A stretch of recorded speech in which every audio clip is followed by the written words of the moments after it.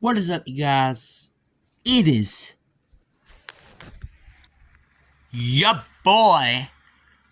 Sorry, but anyway, it is your boy, Red to Biggers here, and welcome to another video. And today we're gonna be talking about each division. Now, this is gonna be a little series we got here. Who gets more of a record? Who needs to get more respect? Now, in each division, so we're not doing each team. Now, that might happen. Who knows? But we're going to just start off with every quarterback in the division. Then we're going to get to running backs, receivers. And then that's about it. That's when I kind of drops off. I will do tight ends. I'll probably do defensive linemen. But that's about it. So, yeah. I really am interested in telling you guys what I'm going to do. And also, this is going to be a bit of what's going to be going ahead in our videos. Kind of just because I am not going to be here due to other issues. So, as if you guys haven't known yet, maybe you should go watch some of my videos. Because I'm not telling it anymore, guys. I'm not. Alright, so I'll get into the video now. So starting off with this series, we got absolutely the NFC South. Now, I think I might wanted to consider Matthew Stafford here, but I think there's one that I think deserves a little bit more. And that's Kyler Murray. Now, I get it, he's a disliked person. I mean, literally, he plays games, so that kind of just proves to you. But he is a good quarterback at best, and I do think he can be a good quarterback and make you win a Super Bowl. The problem is the reason why not a lot of people say he's good is because of his supporting cast. Yes, I understand. Back in 2021, he had a really good supporting cast. He had AJ Green when he was kind of like a shell of his former self, but still kind of decent. And then you had DeAndre Hopkins, who was all amazing. And then you had Zach Ertz, who was a good tight end to have. But the problem is that, yeah, James Conner had a good year, but he's not a good running back. And the O-line is in shambles. And his defense isn't really that good. So that's a big concern. That's not really on his part. It is really everybody else's part. So really, I don't think we know what's going on with him. In my opinion, though, I do think that Kyler Murray is probably one of the guys who needs to get more respect than what he does. Especially this year. This year, he's going to have a terrible year. Now on to the AFC West. This is a bit of a tricky one, to be fair. Because I would like to say Russell Wilson, I would like to say Justin Herbert, and pretty much every quarterback in the division. Even Jarrett Stidham, not backups, but Jarrett Stidham I wouldn't even want to consider here. But I think I have to pick Jimmy G. Now, I think Russell Wilson may deserve this a little bit more, but I think that the rights of Jimmy G is a little interesting. Is he injury prone? Yes. Is he inconsistent? Yes. But again, he was one play away from a Super Bowl. And that's not a lot of people quite understand. Is that he was literally one play away from making it to a Super Bowl.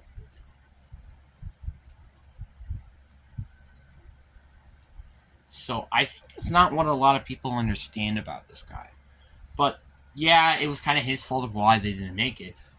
But if that guy didn't exist, I think a lot of people would respect him a bit more than he is right now. Which I guess people could say he's a shell of Tom Brady. But yeah.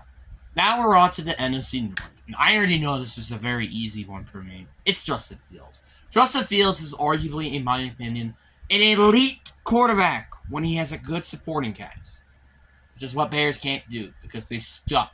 They suck.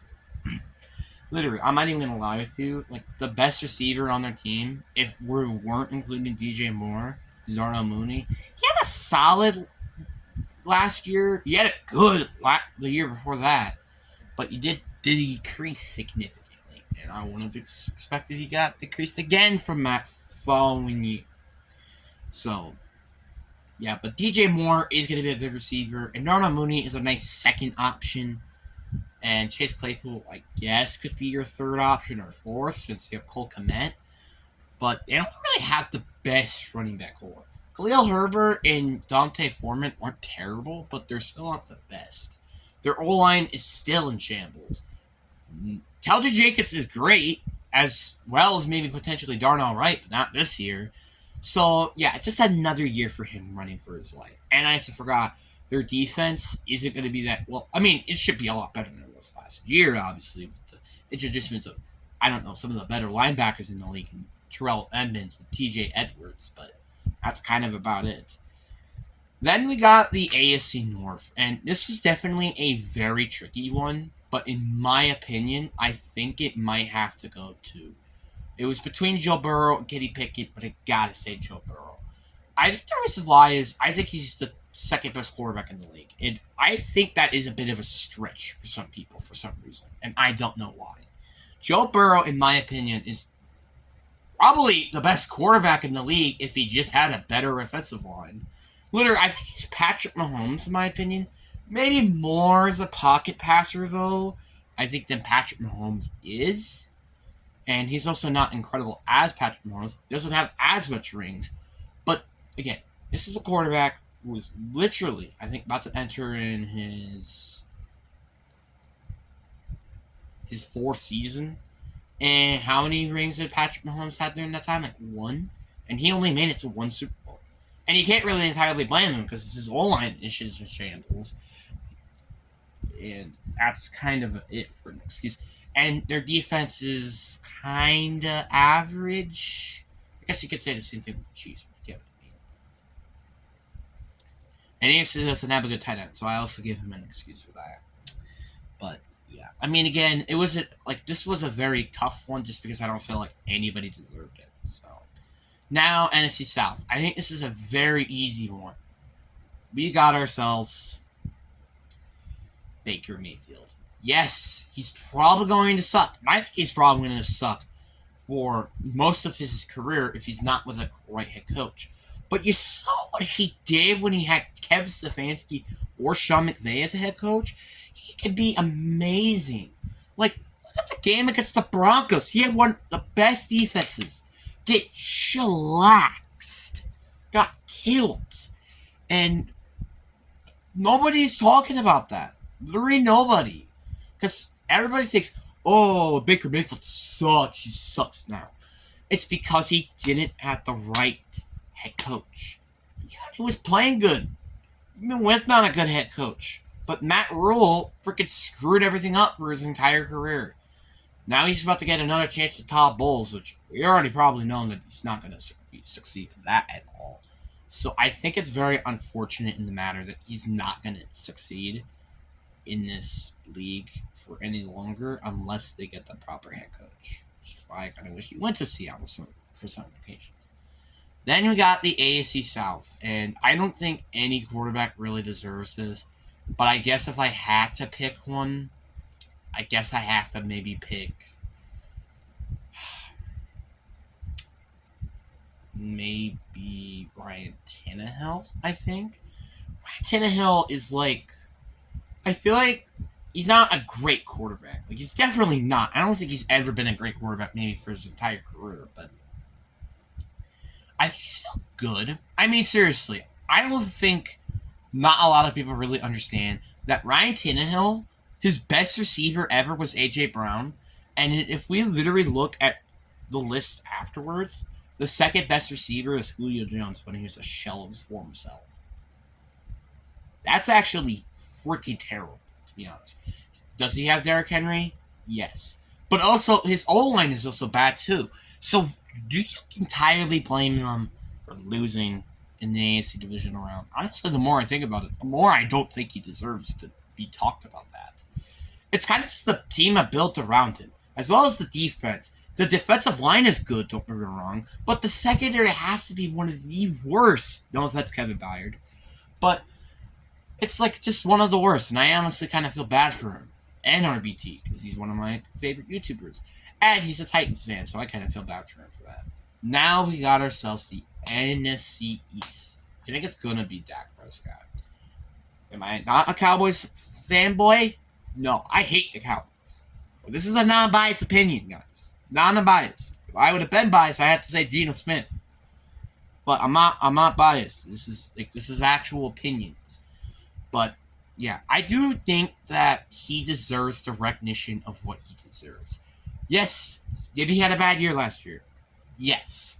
But it's not entirely, again, his fault. He didn't have Amari Cooper for, I think, like, his first year since, like, 2017. I don't really remember. His O-line was not that great, I think, that year either. And the running backs don't really include Tony Pollard that much, or even that good either. So it was pretty not great for them for this year, and I kind of feel bad for him.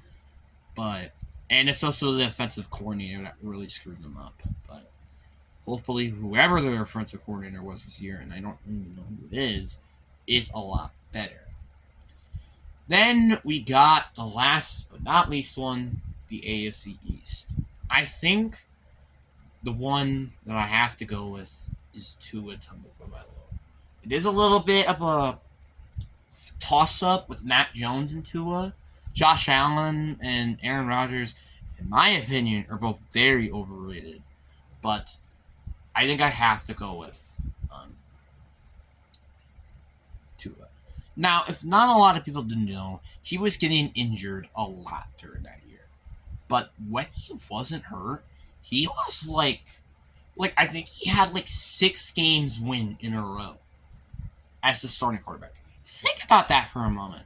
6 in a row. If he stayed healthy, who knows? Maybe they would have won the division. And I'm actually saying that when the Bills have like a 12-5 record, I think, or something like that. But you kind of get what I mean here. If he was healthy, I think their season would have been totally a lot better. Because they lost 3 in a row because of Tua with his concussion protocol. Then they sucked during the end of the year because, again, Tua had his concussion protocol. So you kind of get what I mean. It isn't really Tua's fault for the downfall of the team. Really, what you should say is blame it on all the other people around. So, yeah. He has perfect weapons. Not even the best running back or O-line, to be honest. But he's still working with them.